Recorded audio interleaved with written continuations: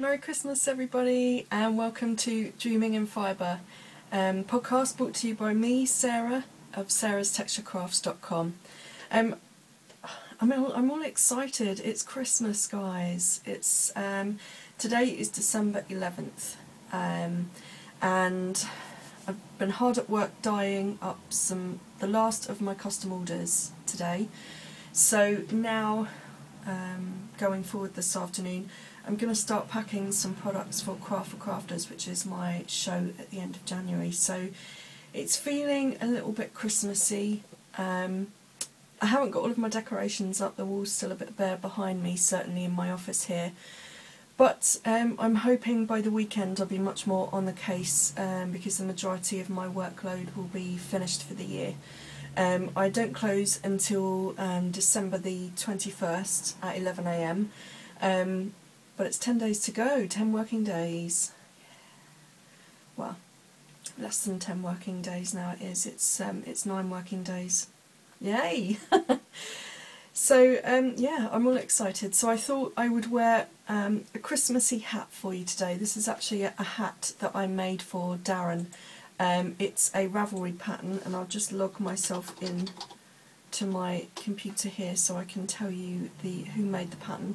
The pattern it's a crochet pattern, which is called Fit for a King or Queen Crown, and it's sized 5 years to adult, and it's by a lady called Jennifer Peters. I can't remember if it was a paid for pattern. Let me just have a look. Yeah, it's $2, which is about $1.28 in pounds today.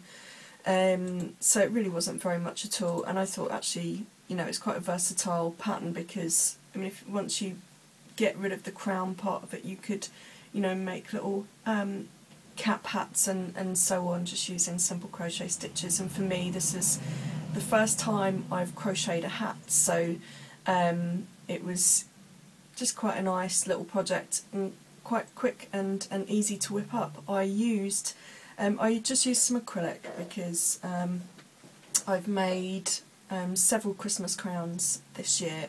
I've got the whole family, or almost the whole family, coming to me for dinner on Christmas Day or on Boxing Day, and so I've decided, rather than spending on crackers, I'm going to do something a little bit different this year. So if your family, and you're watching this by any chance, I'm not sure why you would want to watch me witter on, but if you are, and I know a couple of you do occasionally, please can you switch off, because it's very, very important to me this year that, you know, Christmas Day is a secret and a surprise and something a bit fun for me. So please turn off and don't watch the rest of this episode until at least after Christmas.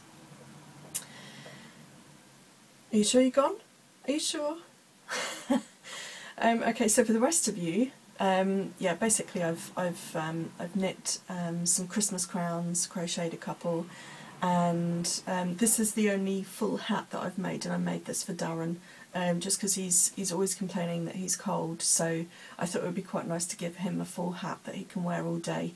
Made them out of acrylic, so that once Christmas Day is done, if anyone gets food on them or wine on them or whatever, then they can just go in the washing machine and I don't have to think about it. They're just quick wash and put on the radiator to dry. Job done. I also crocheted and knit some small pouches, so instead of having crackers on the table, I'm actually doing individual small presents. Probably works out slightly more costly, but actually I'm hoping over the normal cracker, which, let's face it, the jokes aren't always that funny, the hats get ripped and last about 5 minutes, and the presents usually just go in the bin at the end of Christmas Day. What I've tried to do is think about each person sitting around the table and tried to get them a little something that I'm hoping they will take away and utilise. Whether it be something that I've made or it be something that I bought, I thought that would be a bit more special. And it also means that I can reuse the crowns and the little packages from year to year as well, which I thought was quite a nice little handmade idea. And that way, of course, you can individualise them. So if you have the same guests each year, they can come back to the same crown and package scenario, or you could mix it up and you know, play with it, you know.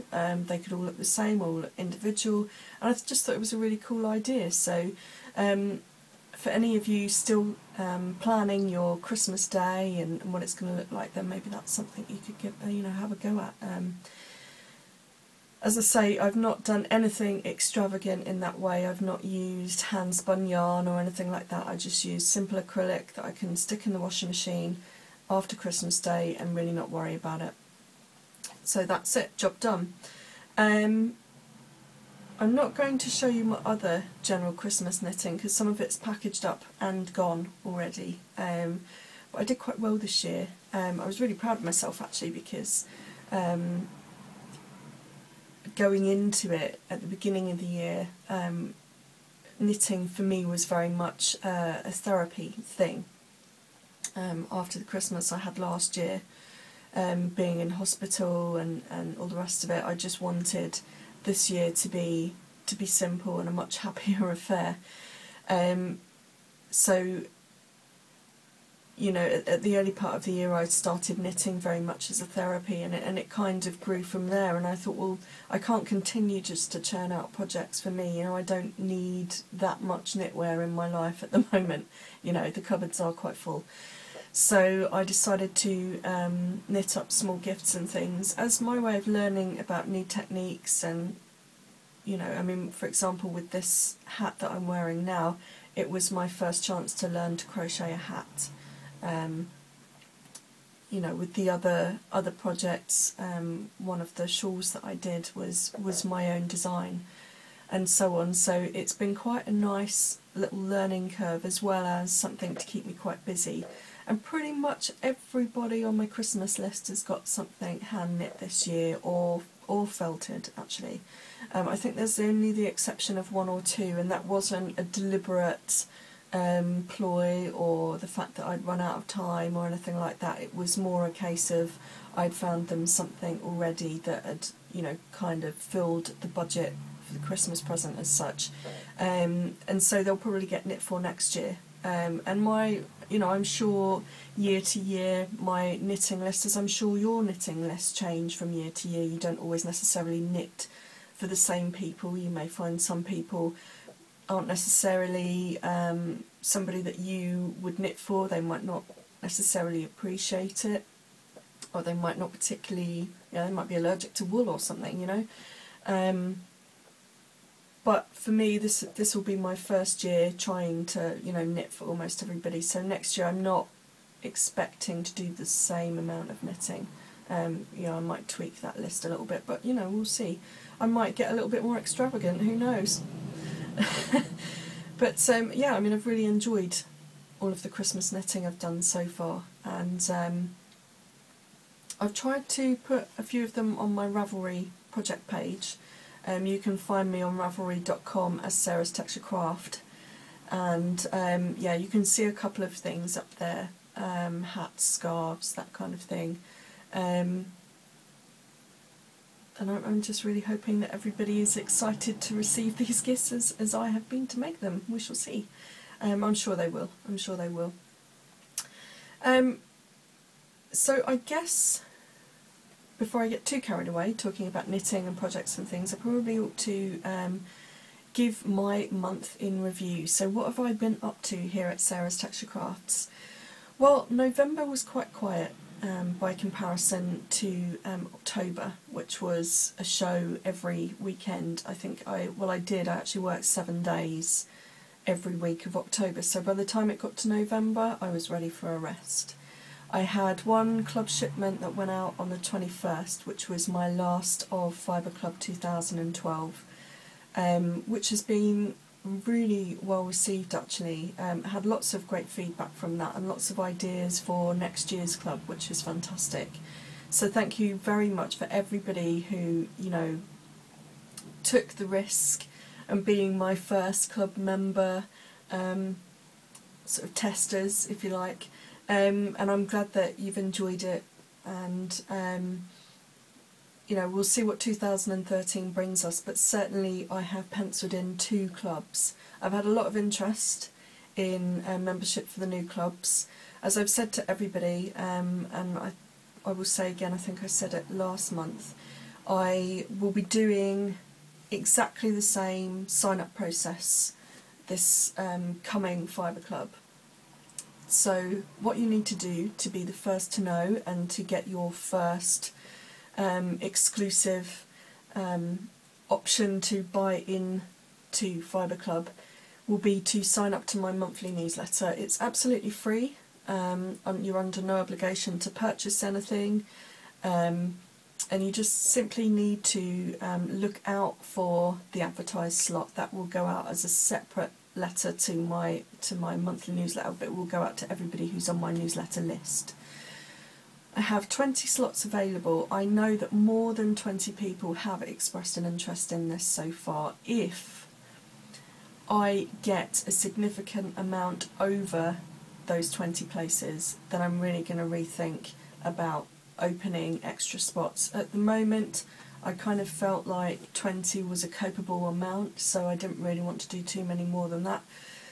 But at the same time, I'm very aware that there are a lot more than 20 of you, as I say, who are interested. So if all of you want a place, I will do my best to accommodate as many of you as I can, but it will have to very much be based on my workload at that point in time. So I'm not promising there will be more than 20 slots, but there will be a minimum 20 slots, let's put it that way.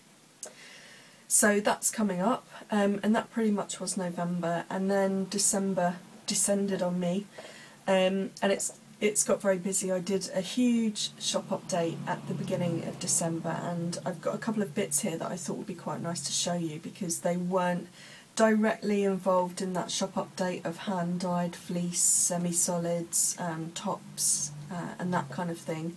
But they were a couple of new ranges that I've sort of flew in there under the radar, and I wanted to just make you aware of those. So if you are felt makers or embellishers, then listen up to this because this is really for you. First of all, I have a new range, and I'm sorry for the crinkling, but I'm keeping them in their plastic. A new range of silk scarves. These are very high quality silk pongee scarves, and they're made by Ideen, which is a German company. And I do them in about 10 different colours, and they have, let me see if I can show you.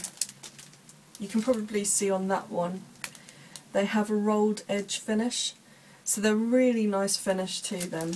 And they are 180 by 55 centimetres, and they're 100% silk. These are perfect for nano felting, embellishing onto.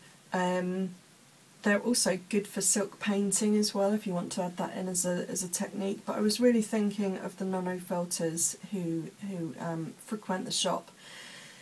I know that you've been asking for these, and I did do a run of plain natural coloured silk, and they flew out no trouble at all, and so I thought now it might be quite nice to do some colour. I did also take on board the fact that when I was selling those original natural coloured ones, that a lot of customers asked for much bigger sizes, so these are quite literally huge. 180 centimetres by 55 centimetres, as I say, so even if you nano felt and they shrink up a bit, they're still going to be quite substantial wraps more than scarves.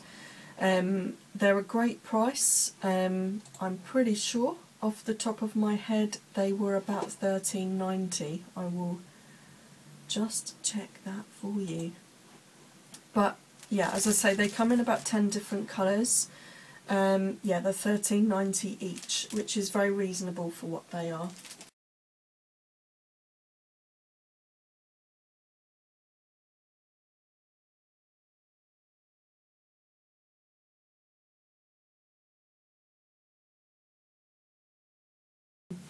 So lovely. I've also got a range of Merino Prefelt. You might otherwise know this as needlepunch. Again, I'll just take that out of the plastic, so sorry for the rustling. Prefelt. If you haven't heard of Prefelt or needlepunch, Essentially it is merino that has been laid out onto a big bed, and then a machine comes over the top with hundreds of needles, needle felting needles, and it literally punches over the surface of the fabric, normally in lines, and so you can sort of see this sort of lined effect on the surface of the fabric, and it helps to start creating a felt. It's not a solid felt, it's something that you can easily stretch or pull apart. You can cut it into shapes to embellish, you can wet felt it further, you can needle felt with it. Because it's quite light and fine and stretchy, you can nano felt with it as well. And it's quite versatile. I have got again a range of colours of those, and for a 1 metre length, which is 1 metre 1.4 metre width, so 1 by 1.4, that's £13. And the colours I've got an aqua green, which is quite a minty fresh green actually. I've got black, I've got cerise, I've got citrus, which is a kind of sort of vivid, almost limey green. I've got orange, I've got pale blue, pale pink, this is purple, which is just lovely. I've got royal blue, and I've got a bright yellow as well. Again, great for all kinds of felting, embellishing. You could even use it for card making, you can even use it to wrap your Christmas presents, and that's quite a good price, £13 for the metre by 1.4 metres. And as I say, it's very versatile, so those are some new products for you. As I say, I won't go into the hand-dyed too much. I do have lots of hand-dyed tops, fleece, as I say, and what I'll do is I'll insert a picture here somewhere.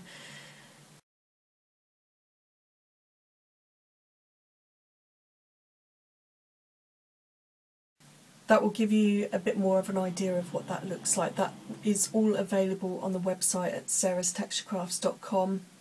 I do have a limited amount available on Etsy, which is sarastexturecrafts.etsy.com, so feel free to shop in either place. That will be the last of the hand-dyed for this year. It's starting to get very cold now, and I've found, particularly this morning, that I suffer from arthritis in my fingers and my wrists, and they are extremely painful because the water is just too cold to work in. So I've closed down the custom ordering facility. That will come back in February after Craft for Crafters, and I hope that I will be able to at the beginning of February start to list quite a few of the new colours. I spoke last time briefly about my collection for 2013. I'm not going to speak about that too much today because again it's still very much in the works, but that will start to arrive in store from February and will be certainly all uploaded by the end of March. There will be 6 new hand-dyed colours, and some of my old hand-dyed colours will retire. You'll be able to custom order, and I'm hoping, as I say, that there will be a range ready for you to buy from. But closer to that point in time, hopefully by the next podcast I'll have more of an idea of what will be released and when, so I can give you exact dates of shop updates and when to expect what kind of new product from the new collection. Let me have a look. The other thing that I wanted to mention quickly from the website point of view, coming up to Christmas, which is certainly something to think about, is the other facilities that are available on the website. There are wish lists, so you can go in, if you have a shopping account with me, which again is free to set up, you can create your own wish list. You simply go to the products that you want to add to the list, then on the right hand side of the screen you will see there's a little column there that says favourite this, wish list and so on, share with a friend.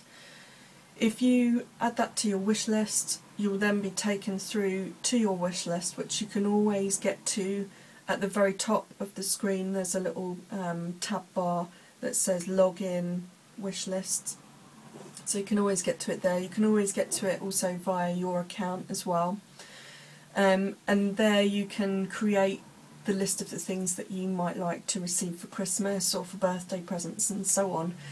Underneath that list there will be a unique URL code, and what that means is if you copy and paste that into an email and send it to your partner, your kids, your friends and so on, they will be able to see a web page which will show all of your wish list items, so they can come along from there and purchase those items.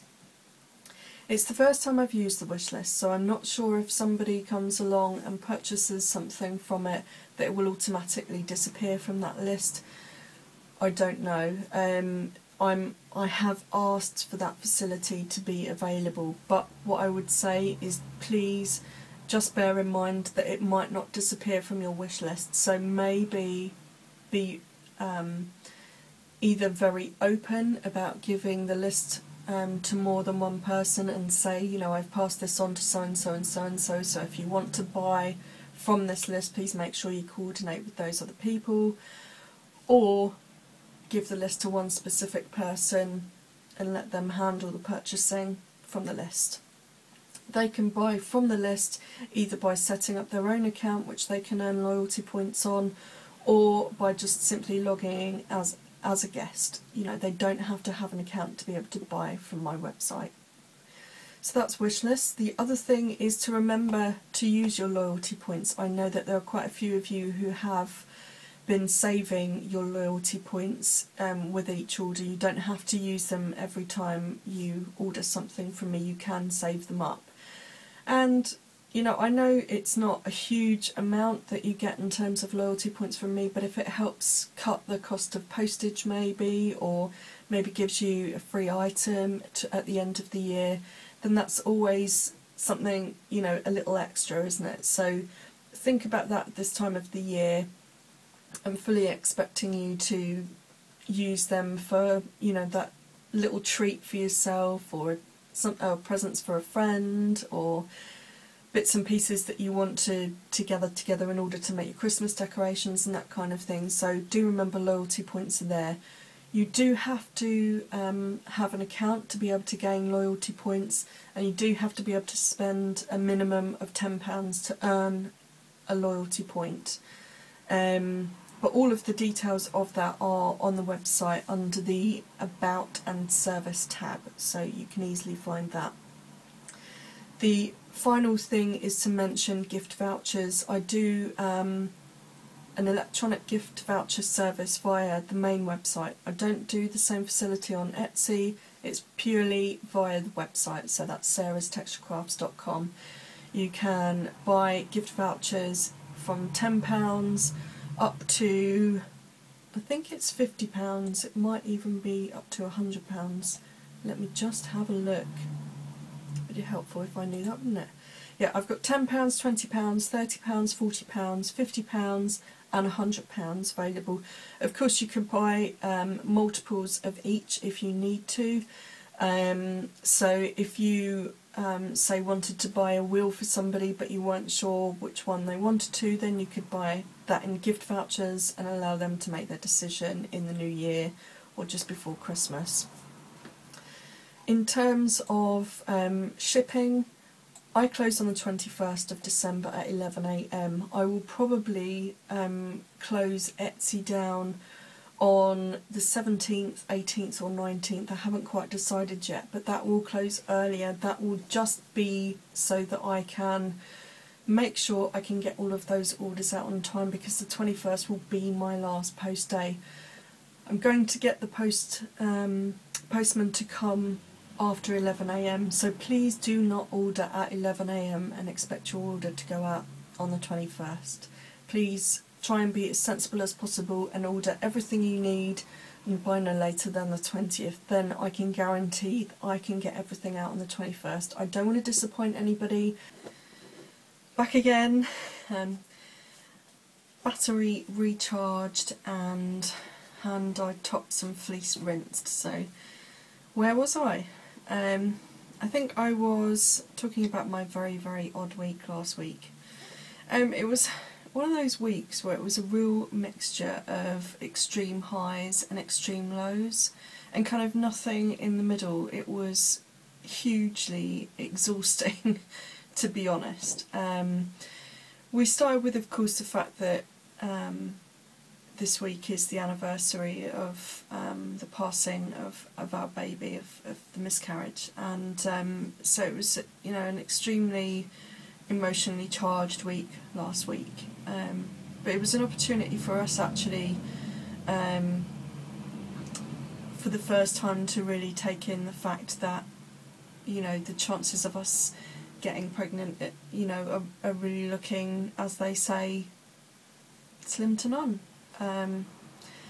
They did say that to us at the hospital, although there's nothing. They managed to fix the issues that were wrong in the first place. They said that they really couldn't understand why we weren't able to get pregnant on the fertility treatment, and then of course when I did, you know, everything was sort of fantastic and so on, but they said that if should anything happen, the best chance of my being able to conceive again would be to go back on the treatment. Of course, the worst thing happened and we lost the baby, but I couldn't really go back on treatment. It made me so ill that it just became one of those things where you have to really sit down and think, you know, is the deterioration of my own personal health worth all of that, you know, because the chances of us getting pregnant are still quite slight, even on the drugs.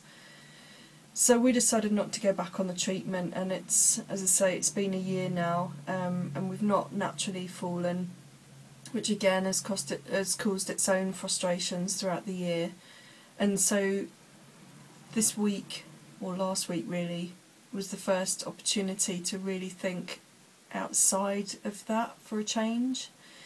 And it's kind of been brought to the front, if you like, by lots of the things that are happening in the news at the moment. I mean, if you live in the UK, then you will have heard about the Jimmy Savile thing, and all of these sort of BBC and radio stars who were in their heyday about the same time as Jimmy Savile are now being taken into questioning, you know, for questioning over child abuse and things like that. And it's like the world's gone crazy, you know. All of these people you saw on the telly as a kid are now being, you know, completely redefined. And of course, that's not to say any of them are guilty of anything. Obviously, we don't know what the results are of any investigations ongoing, but it's really kind of mind-blowing to, you know, sort of hear about all of this stuff, you know. And at the same time, you know, stories running alongside that start talking about children in foster care and how more and more children in foster care have found to have been abused in some way, whether it be in the care system or by foster carers or you know, or whatever, and it really, I guess, resonated with us over the last couple of weeks, and so we've started to think about maybe going for adoption. When I say that, you know, it's very, very early stages, just a conversation between Darren and I, and probably, I don't know, not something I should be sharing on a podcast maybe, but, you know, I kind of feel like, you know, and if you've been watching me for a while now, you know, you would have heard about some of the things behind fertility treatment and my sort of woes and happy times and down times and that kind of thing. And so it does kind of feel natural to speak about this with you. And I'm not going to go into too much details because we haven't fully discussed the whole picture and the whole idea of adoption so far, but certainly it's something that we're thinking about. You know, I kind of think there are so many kids out there who are desperately in need of someone just to love them, you know, and to bring them up and to care for them and to show them the right path. And here we are, Darren and I, desperate for a child that doesn't seem to ever come. And so why not marry those two together, you know? I mean, okay, we'll be first-time parents and, you know, we'll have our moments of struggling or whatever, and we'll ask for help when we need it and so on, but I'd like to think we have something to offer, you know? So we kind of thought about that a lot last week, and you know, so we were thinking about where we lived and so on, and the landlord's been really great. He said, you know, if ever we need references, then he's quite happy to give us references, which is fantastic, because I'm sure, you know, when you start to go through these processes of adoption or fostering or whatever, then they're going to have to do some serious background checks, and speaking to people like your landlord and being able to have them give you good references is, you know, is definitely something, you know, a tick in the right box, if you like. So that's all good, and you know, I guess it was sort of positive coming from, you know, a sad time really. Also, an equally sad news last week was the loss of to the knitting world of Knit Pearl Girl, Carrie. She passed away suddenly at the end of November, shortly after getting back into podcasting, and you know, her life had gone through its own sort of upheavals, and they'd moved, I think, across country and so on, and it was a huge shock, and you probably heard about this on other podcasts, like if you watch Knit One Heart 2, Dramatic Knits and so on. I think everyone's pretty much mentioned it, so I just wanted to give, you know, a bit of a mention to Knit Pearl Girl, and just say, you know, I mean, I only knew Carrie through her podcasts and the occasional hi on Twitter and you know, in other sort of social networking places, but she always came across as somebody who was very warm, very loving and giving. You know, the fact that she'd reach out and say hi to somebody she didn't even know was just awesome. So that was very sad news to hear, and I know that they have various knit-alongs going on, I think within her group, and I think there's one related in the Knit One Heart 2 group that's going on to basically knit in her memory. So I think the idea is that you pick one of her patterns, it could be a free pattern or a paid for pattern, and knit just in memory of Carrie. I have taken the opportunity to buy Knit Pearl Girl's patterns. I have had them sort of earmarked on my to-do list for some time, so it's sort of fitting that I buy them and start going through the stash and having a look and seeing what I've got that could, you know, really do those patterns some justice. The money is going to her family primarily. I don't know whether they're going to set up some sort of charity in her name, or whether it will just, you know, go towards her children's education. Would equally be fantastic. So if you do get the opportunity and you have the money to be able to purchase a pattern this month, maybe you'll go over and find Knit Pearl Girl on Ravelry and check out her paid for patterns. They're shawls, but this time of year it's perfect for knitting a shawl. So go check that out. Yeah, so a very sad and an odd week in that respect. But it kind of got weirder.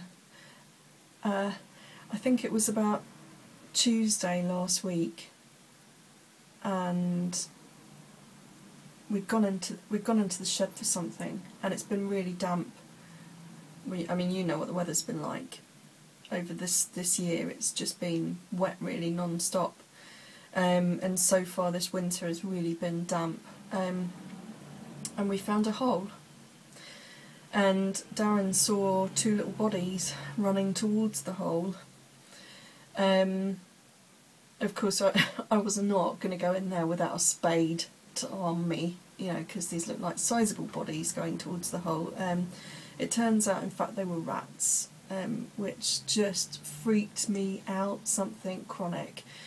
It was in the shed, which fortunately is sort of far away enough from the house that, you know, they can't get in. But you know when you even spot them, I mean, let's face it, we know as people that we're probably no more than, you know, sort of 100 feet away from a rat, anywhere where you are, whether you're in the town, the country or so on. But when they pop up in a place that you feel is yours, and then you get freaked out, don't you? You get really freaked out. And I was seriously, I said to Darren, like, that's it, we've got to move, I can't be here anymore, and, you know, started freaking out about it, and spoke to the landlord. He came as quick as he could, filled in that hole with concrete. We also got ourselves some of those electronic noise emitters, which are supposed to emit noise at a frequency that will deter things like rats. So we got some of those set up. I also took the opportunity to put them up in the house as well, because I thought, I'm not taking any chances whatsoever, not just because of my stock but because of my own personal safety. We just started talking about adoption, you know, what if I do fall pregnant tomorrow? I do not want rats, you know, totally freaked out. So I'm touching wood here, we haven't seen any since, and I'm hoping that literally all it was, I mean, because they really didn't do much damage. I think pretty much what it was is that their normal runs have been flooded out with the damp and the wet, and they're just looking for somewhere dry. But, you know, my message to them is, it is not here. No, no, no, no, no, it is not here. This is not your home, this is mine. Please find another place to live. So, creepy week as well last week. Running literally alongside that, I got a tip-off from a friend who said they'd seen a shop up for rent that was ridiculously cheap. So, found out about it, went to see it, was hooked. It would have been perfect. My only problem was that I wouldn't have been able to do hand dyeing on site, and so because of that it would have meant that I would definitely have to commit to working 6 days a week, because I would have to be there on the Saturday as well. But it would mean I would be closed 2 days during the week, which is kind of odd, and I didn't want footfall to the shop to suffer because I couldn't commit to a solid 5 days a week. You know, I mean, my idea of running a shop, if I get to run a shop, is to have someone present in the shop every day except for Monday and Sunday. But of course I can't afford to have a second pair of hands run the shop, so it would have to be, if I was going to take on something like that, then I would have to make sure that I was the person in there running the shop. Which is fine, I've no qualms about running a shop at all. In fact, you know, super excited about the idea. It's just that it would have meant I would have had to have given up Fibre Club, Fleece Club. I probably wouldn't have done much hand dyed, if any, really. It meant I would have had to give up going to some of the biggest shows that I go to, and it just felt like I was giving up a lot to take on what is essentially a business risk. And I'm not averse to taking on the idea of a risk, but it felt to me like, I mean, really from my point of view, from a business point of view, if I take a risk, I want it to be a calculated risk. I don't have the money to go out and, you know, just chuck a load of money at something in the hope that it works. I have to be a bit more on the ball about it and be realistic about it. So, you know, maybe take a safer risk than most would. So with this, it was taking a little bit too much of a risk and possibly harming the business that I've already got. I think the ideal scenario actually would have been if it were a workshop, then I would have been able to dye on the premises, maybe behind a closed door, and still be able to serve. You know, customers would just come in and ring a bell, or I would set up some sort of bell system so that when the door opens I would hear someone come in, so I could come out from the back room where I'm dyeing and dealing with fleece and so on to serve the customer. You know, I mean, obviously I'm not expecting hordes of customers to be in there every day or whatever. I mean, that would be nice, wouldn't it? That would be the ideal. But I think a workshop would be a much more realistic approach to taking on premises where I could be open to customers. So that was a bit of a shame, because I was really sort of geared up for the idea of maybe opening this shop in January. It was going to be available from the 31st of December. They were really keen. It was mine. All I had to do was pass credit checks. And as I say, I mean, I was super excited about it, and even Darren was excited about it when he came to see it with me as well, because I've gone up there twice to see it. That's how serious I was about it, but it just didn't work in its form the way it was. But actually what it has, the positive that has come out of that is it has made me think, well, actually now it's probably time to consider moving the business out of the home and into its own workshop. What would that mean if I adopt? Well, I don't know, because that's still just a discussion. That's not something that's set in stone, and who knows, even if we do go through the adoption process, we might not be accepted. You know, we don't know what the process is at the moment. We don't know whether we're the right kind of people they feel they're looking for, you know, or anything like that. So everything's kind of up in the air at the moment, but I'm thinking certainly the business does need to start fending for itself. That made for a very interesting week last week. So kind of crazy the first week of December. I'm hoping it will calm down a bit, because I just want to relax now and think about Christmas and enjoy my time off. As I said previously, I'm going to finish on the 21st of December and I'll be back on the 2nd of January. So there's quite a nice amount of time off. I'm hoping that Darren will get the same amount of time off from work as well, because it'd be quite nice just to spend some time together without having to be working towards a show, or travelling to a show, or doing a show, or that kind of thing. But we shall see. We shall see. So finally, I wanted to talk about some of my own personal knitting, because I haven't spoken to you for a while about my knitting or about my projects. It's mostly been kind of shop stuff. So I thought I'd show you the most recent thing I've worked on, which is one of my favourite things, and that is the Portia cow. It is a pattern by Louisa Harding from her Narissa pattern booklet, and this basically works alongside her Narissa yarn, which is a cotton chenille yarn, and I've got a ball of that here with me. Let me just find the pattern.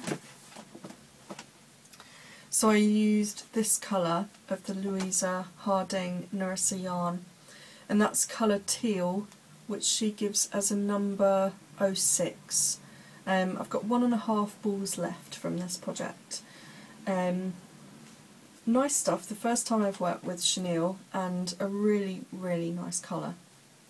So my plan was to knit this cowl, this one here. Originally the pattern called for 3 colours, but actually I didn't feel that those particular blues, I'm going to show you a better picture here, that's straight on. Isn't it lovely? So I didn't want to use those 3 colours because I didn't feel they would suit me. That pale blue was just a bit too pale for me, and it wasn't really in her range of colours because I think there's probably only about 10 colours, 8 or 10 colours in the range, and I didn't feel there was enough to make up another colourway that would work for me. So I decided to do the pattern in just one colour, and I chose the darker teal colour, which was colour 06, as I said. And I have to say, I bought the pattern a while ago, and I guess I got a bit daunted. I guess firstly by the yarn itself, because I'd never worked with cotton chenille before, but also by the pattern, because it looked very difficult. Anyway, I challenged myself and I sat down and cast on and had a go, and this is it. It looks huge, but it's perfectly sized for me. I'll show you a picture of me in it, so you can see it better. That's me, looking all happy, pleased with myself that I've finished it, and wearing it at the Exeter West Point Christmas Fair. And what I love about this is the intricate pattern, sort of panelling down the bottom. So if I don't know whether you can see that up close, but if you go onto my Ravelry page you can see a few more pictures and links to blog posts where I talked about it a bit more in detail. And as I say, I was really daunted because you start off at this end, at the bottom edge, and work your way up. And I thought, God, I don't know whether I'm going to be able to do this. It looks far too fancy for me. But actually, once you read the pattern, and there's no chart, it's just written instructions, which is actually how I prefer to work. Once you read through it a bit, and read through it maybe a second time, you kind of think, actually, it's probably not as bad as it first looks. So I started it, and I actually found that it was just really clever use of yarn overs and slip knits and that kind of thing, and it creates this really nice sort of ruching detailing, which looks a bit sort of, I don't know, maybe a bit sort of 20s or something. Especially as it goes up into these patterns, I'm sort of thinking in my head it's sort of almost like an Urte pattern, which is probably a bit earlier than the 20s, I think, isn't that 1910, something like that, 12. But it's lovely to wear, and it worked up really nicely. I mean, it's not without its mistakes. There were certainly a few points where I sort of fudged the stitch count, or I missed a yarn over or something, and I really don't actually know how I did it, but I kept doing it in a few places. But the yarn I found is really forgiving, so you really don't notice unless you're really looking up close, and the pattern itself is quite forgiving of the odd mistake here and there, so I really enjoyed it. The only thing I did find difficult was probably more related to the yarn than the pattern itself. First of all, I found it particularly difficult if you had a join in a ball. I think I had a couple of balls where it was cut and joined, and where the manner in which they joined it felt sort of tough and strong enough to knit with.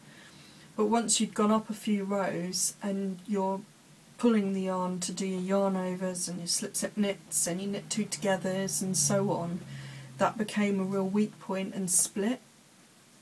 So I would have to either try and literally tink back by, instead of ripping back a row by just going down a few stitches and then trying to work out whether it was a slip knit or a knit two together or so on, and trying to then, you know, go back up the ladder, if you like, and basically try and re-knot it in a different way that would sort of secure the yarn much better. And I found that quite difficult until I learned actually which knot worked better for me, and then I would do that in advance of joining secondary balls from there on. So I wasn't able to sort of weave in my ends in a normal way. I don't know whether anybody else finds that with cotton chenille, or whether it was just because I'm so inexperienced with using it, which is probably more than likely. But that I found a little bit tricky.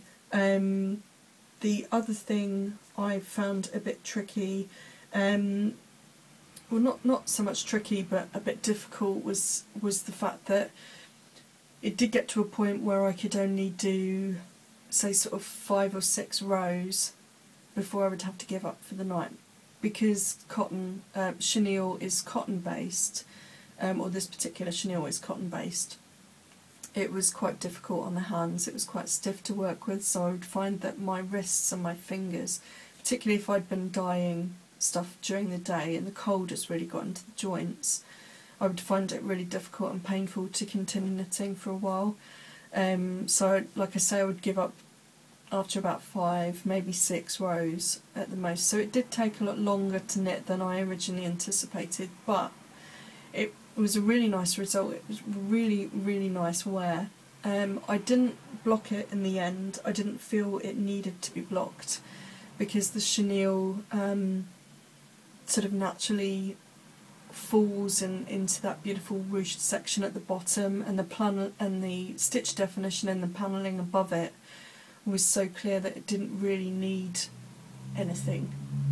And of course when you put it on you tend to stretch it a little bit anyway, and cotton tends to stay a bit stretched. It doesn't have that same sort of elasticity as wool does. That it really didn't need blocking or overstretching. I think if I'd blocked it I probably would or could have run into the risk of blocking it almost too far. So anyway, that was something I enjoyed knitting. That was the Portia Cow by Louisa Harding. And then I was also gifted a pattern by one of my customers and friends, Mila, and she gave that to me for my birthday, which was back in November. So thank you very much. And I really appreciated the little pattern. It was just, it's one of those things that you know, always puts a smile on your face when you don't kind of expect, not that I expect gifts, but it was kind of completely out of the blue. I remembered speaking to Mila about this particular pattern, which is, it's called Photosynthesis, and it's by Silja Divine, who is Norwegian, so I'm probably not doing it justice because I'm not giving you an accent. It is about £3.38 in pounds, or 30 Norwegian kroner. I think that's kroner, isn't it, Norwegian currency? But anyway, that's the pattern page, and then if I go in and show you a picture, you get, on this pattern you get a scarf, and it's got this lovely sort of leafy edge to it. And then in that same pattern there are these little gauntlets, and I remember speaking to Mila about these because she'd made them. She'd bought some white alpaca from me, and so she decided to make these with them, and I did ooh and ah over them, I must admit. So it was really nice to get this surprise pattern via email. So I think that's definitely got to be a knit for the future. And then I'm probably going to show you another one that I fancy doing. My internet connection will be fast enough today.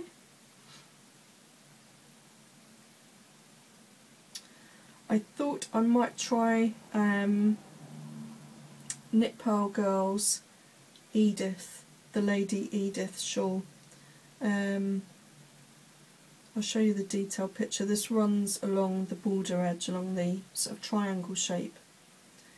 And it will be the first time that I've done these kind of sort of bobbly bits. Do you call them noops or neps or bobbles? But it's inspired by Lady Edith Crawley of Downton Abbey. I'm probably one of the only knitters in the world that doesn't watch Downton Abbey, but I really love the shawl. That shawl is $4, which is about £2.55 in UK pounds. And that's the pattern page, so a Knit Pearl Girl pattern, and that'll probably be something that I knit up quite soon as well. And then lastly,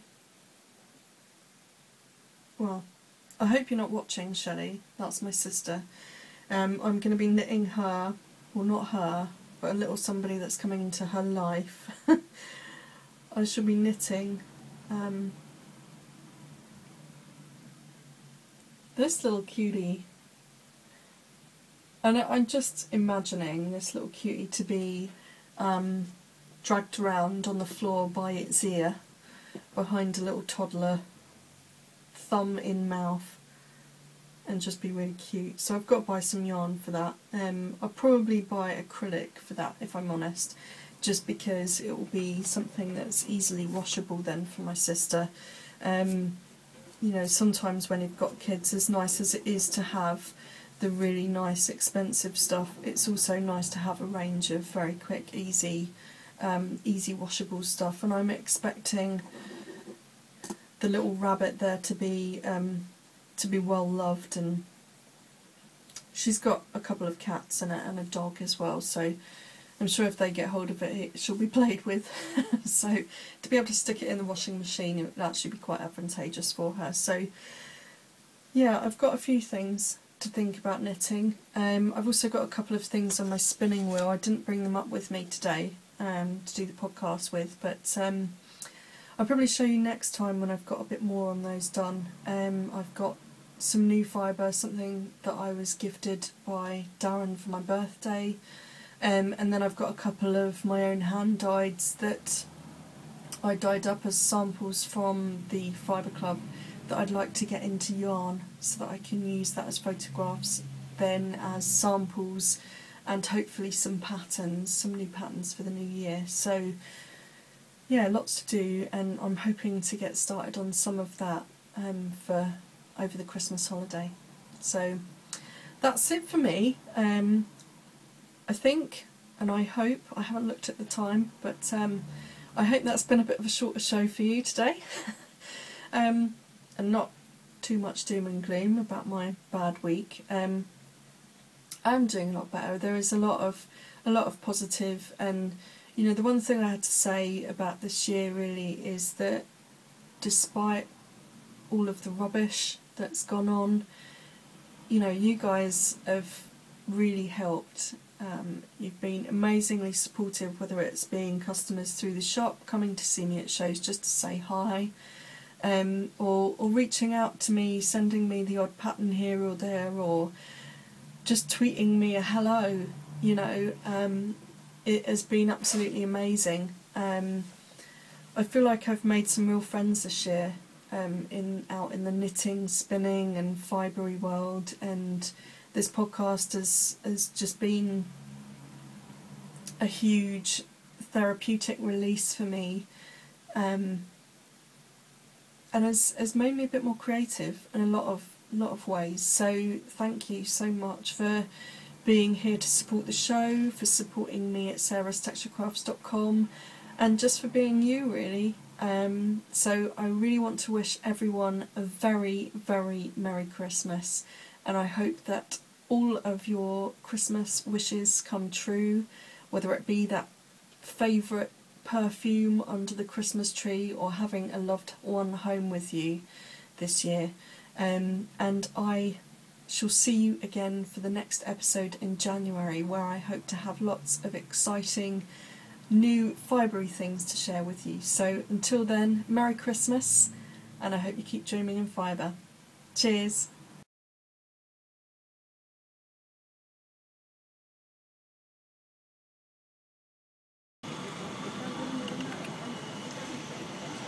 Who wants to know what I'm doing? Don't move your hand anymore, otherwise I'll miss it because I'm trying not to look.